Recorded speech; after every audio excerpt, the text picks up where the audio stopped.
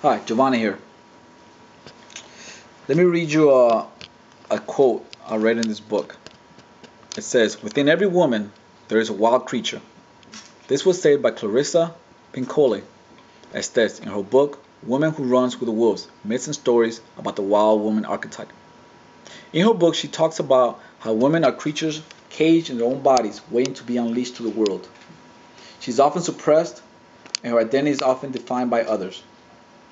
Women are the mothers and first teachers of all nations, but she's also the face of poverty everywhere, and is the first victim of war, famine, hard times, and political unrest.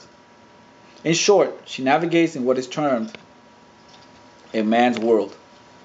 My report will be on women development and learning. I chose this topic because 1. I am a husband and father of two wonderful girls. 2. Because I am a husband and father of two wonderful girls and felt the need to understand them better.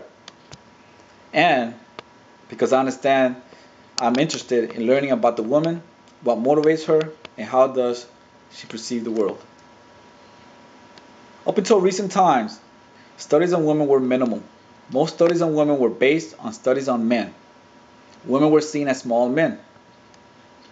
It wasn't until the feminist movement of the 1960s and 1970s that the study of women were developed. In my paper, I will briefly touch on areas that makes up a woman.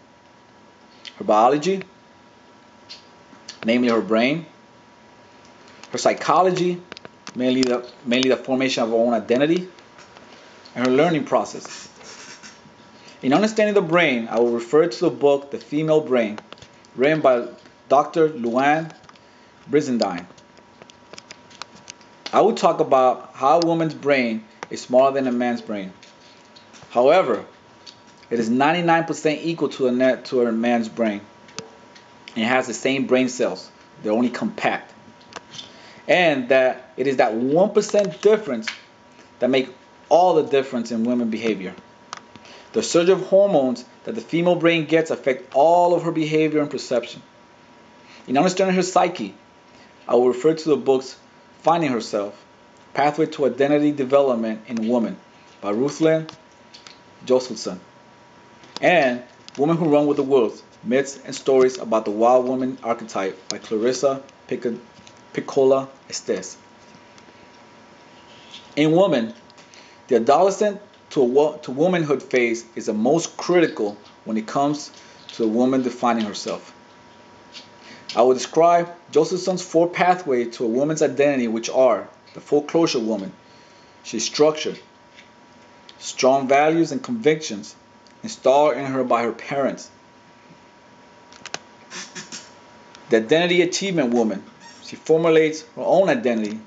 She's open to new experiences, and she's more independent minded. The moratorium woman. She tests and searches for her identity.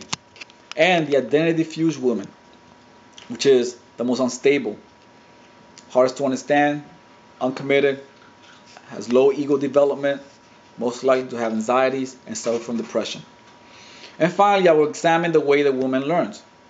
In this stage of my paper, I will be referring to the writings found in our textbook, Learning Adulthood, a Comprehensive Guide, and the writings of Elizabeth J. Tisdale, who further defines the influential concept found in the book, Woman's Way of Knowing, The Development of Self, Voice, and the Mind by Mary Belenky.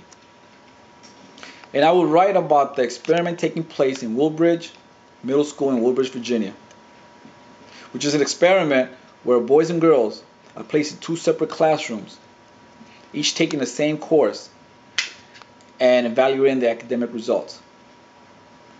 This experiment is based on the writings of Dr. Leonard Sax. I hope you enjoy my research. It took a lot of time reading and thinking.